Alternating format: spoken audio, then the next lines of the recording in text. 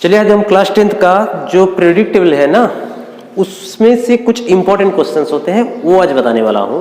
तो इसमें देखिए किस टाइप के क्वेश्चन पूछते हैं। तो पहला आपको दे देंगे सोडियम, एल्यूमिनियम, मैग्नीशियम, पोटासियम, ये चार एलिमेंट दे करके आपको पूछेगा इसमें से सबसे बड़ा साइज किसका है।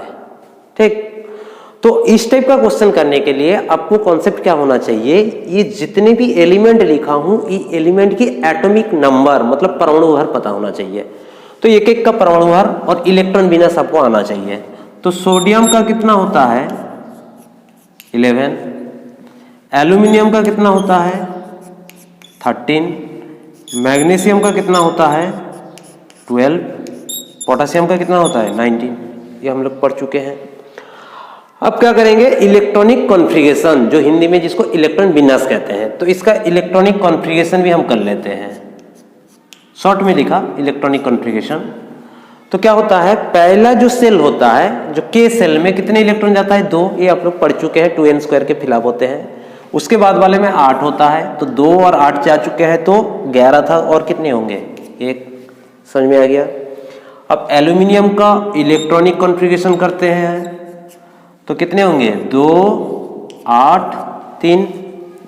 अब आते हैं Mg में, Mg का इलेक्ट्रॉनिक कॉन्फ़िगरेशन करते हैं 2, 8, 2। इसके बाद पोटासियम का इलेक्ट्रॉनिक कॉन्फ़िगरेशन करते हैं, कितना होगा 2, 8, 8, 1 है। अब देखिए इलेक्ट्रॉनिक कॉन्फ़िगरेशन को ध्यान से देखिए, इसमें कितने सेल है 3 सेल है। तो ऐसे आप समझ नहीं पा रहे तो थोड़ा सा मैं जो सेल वाइज जो फिलिंग होता है ना इलेक्ट्रॉन्स, उससे दिखा देता हूं। सोडियम का ये होता है न्यूक्लियस, मतलब जिसको नाभिक बोलते हैं। इसके सराउंडिंग में मतलब इसके चारों तरफ कौन रिवॉल्व करते हैं, इलेक्ट्रॉन। तो पहला सेल को K से दर्शाते हैं, ये K सेल है, इसमें कितने इलेक्ट्रॉन है 2 इलेक्ट्रॉन है। उसके बाद वाले में कितने हैं 8 है, जिसको L बोलते हैं। 1, 2, 3, 4, 5, 6, 7, 8, 8 2 10 हो गए। फिर एक सेल में KL, उसके बाद M, इसमें कितनी है 1 इलेक्ट्रॉन। समझ में आया। अब हमने सोडियम का किया, इसके बाद एल्यूमिनियम का करते हैं। एल्यूमिनियम की भी क्या होंगे, ये न्यूक्लियस है, उसके बाद 2 है, इसके बाद 8 होंगे, इसके बाद 3 होंगे। ठीक, इसके बाद मैग्नीशियम का भी क्या होगा, पहले में 2, दूसरे में 8,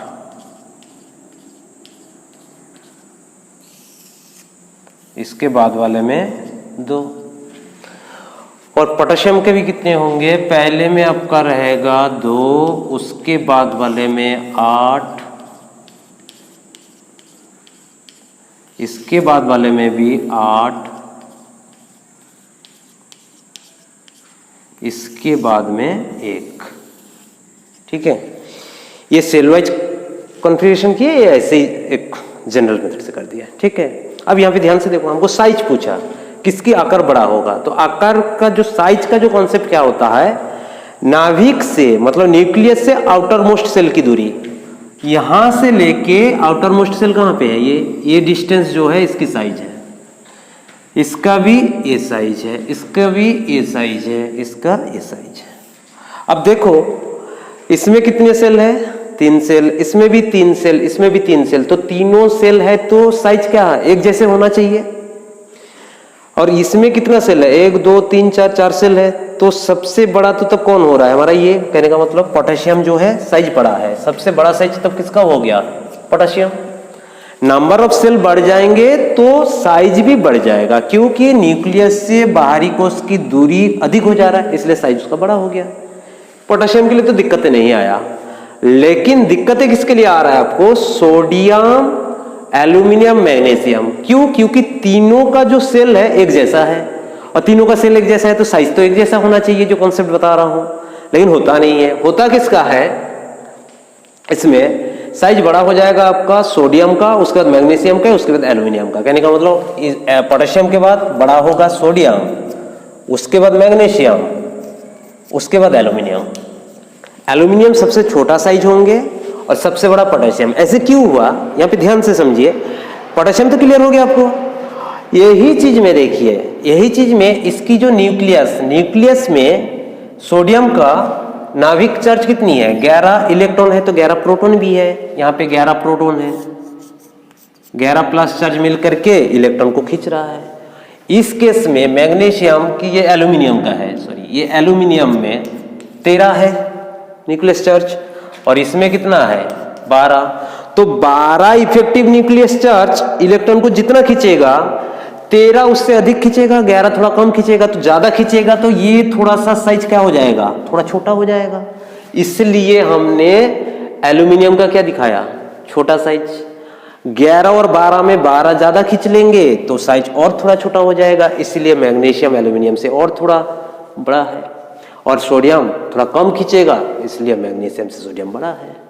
तो ये है इसकी ट्रेंड है। समझ में आ गया।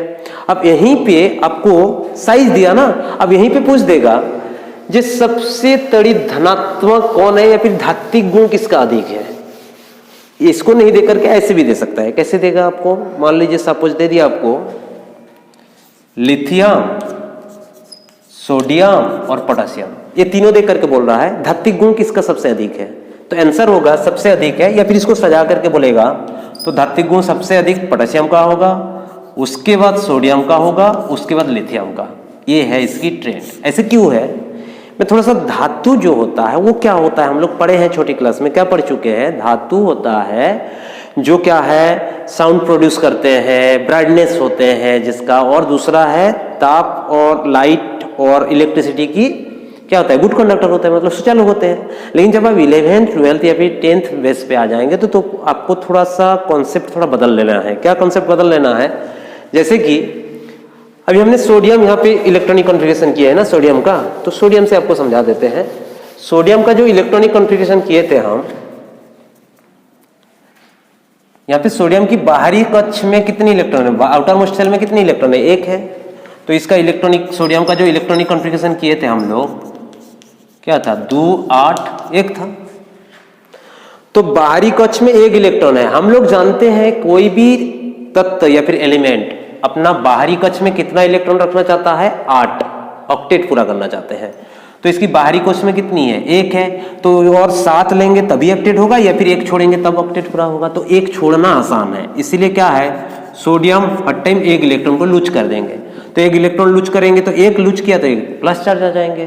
तो कहने का मतलब सोडियम, हम लोग धातु पढ़ते हुए आ रहा हूं, तो धातु का टेंडेंसी क्या हो रहा है, इलेक्ट्रॉन लूज करना, हर टाइम इलेक्ट्रॉन छोड़ना। तो जो धातु या फिर जो तत्व जल्दी इलेक्ट्रॉन लूज करेगा वो मेटेलिक कैरेक्टर अधिक होगा। कहने का मतलब धात्विक गुण उसके अधिक होगा। तो वही कॉन्सेप्ट से यहां पे देखेंगे हम कि कौन जल्दी इलेक्ट्रॉन को लूज करेगा। तो लिथियम का इलेक्ट्रॉन होता है 3, सोडियम का होता है 11, पोटेशियम का होता है 19। अब इसका इलेक्ट्रॉनिक कॉन्फ़िगरेशन करेंगे तो 2 1, इसका करेंगे तो 2 8 1, इसका करेंगे तो 2 8 8 1। ठीक। अब देखो इसको थोड़ा सेल वाइज दिखा देंगे तो आपको आसान हो जाएगा जी, कौन जल्दी छोड़ देंगे कौन जल्दी नहीं छोड़ पाएगा। इसके लिए कितने सेल होंगे, 2 सेल होंगे। पहला में 2 रहेंगे, फिर दूसरे में 1 इलेक्ट्रॉन होंगे। ये कौन है, लिथियम का। फिर सोडियम का लेते हैं। सोडियम में पहले में तो 2 रहेंगे, दूसरे में 8 होंगे, उसके बाद वाले में 1 होंगे। ये सोडियम का है। इसके बाद कौन है, पोटेशियम का। पोटेशियम का लेते हैं, पहले में 2, उसके बाद वाले में 8, उसके बाद वाले में 8, उसके बाद वाले में 1। ये है पोटेशियम का। ठीक। अब देखो हमारा धात्विक गुण या फिर मेटेलिक कैरेक्टर अधिक होने की वजह से हमारा कॉन्सेप्ट क्या है, जो एलिमेंट जल्दी इलेक्ट्रॉन लूज करेगा वो ज्यादा धात्विक गुण होगा या फिर मेटेलिक कैरेक्टर होगा। तो यहां पे देखो इलेक्ट्रॉन को कौन खींच रहा है, न्यूक्लियस। क्योंकि यहाँ पे इसके ऊपर माइनस चार्ज है, प्लस प्लस और माइनस को अट्रैक्ट करते हैं, हम लोग जान चुके हैं। Same charge ripple each other, opposite charge attraction each other, हम लोग पढ़े हैं। तो प्लस माइनस को खींच रहा है, तो यहाँ पे डिस्टेंस कम होने की वजह से ज्यादा खींच रहा है। यहाँ पे थोड़ा देखिए डिस्टेंस बढ़ गया है, तो डिस्टेंस बढ़ गया तो यहाँ पे अट्रैक्शन बल भी थोड़ा सा कम हो जाएगा। इस केस में तो और क्या हो गया, हमारा डिस्टेंस और बढ़ गया है तो अट्रैक्शन बल कम होगा, तो ये जो बाहरी कोश का इलेक्ट्रॉन लूज क्या हो जाएगा, जल्दी लूज हो जाएगा। इसमें पोटेशियम में जल्दी लूज होंगे इलेक्ट्रॉन, इसमें थोड़ा पोटेशियम से कम लूज होंगे, और इसमें तो और कम होंगे लूज। तो इसीलिए देखो जल्दी लूज किसने किया, पोटेशियम ने, इसीलिए पोटेशियम का मैंने क्या बोला, धात्विक गुण या फिर मेटालिक कैरेक्टर क्या है, सबसे अधिक है। उसके बाद सोडियम, उसके बाद लिथियम। उम्मीद करता हूं आज के लेक्चर में जो साइज और मेटालिक कैरेक्टर आप लोग को अच्छी तरीके से समझ में आ गया। आप लोग कमेंट सेक्शन में लिखिएगा इस चैप्टर में और कौन सी क्वेश्चन आप लोग को क्या दिक्कतें आ रहा है, कमेंट सेक्शन में लिखिएगा। मैं अगला लेक्चर में वो सब क्वेश्चंस करवा दूंगा। बंद करो।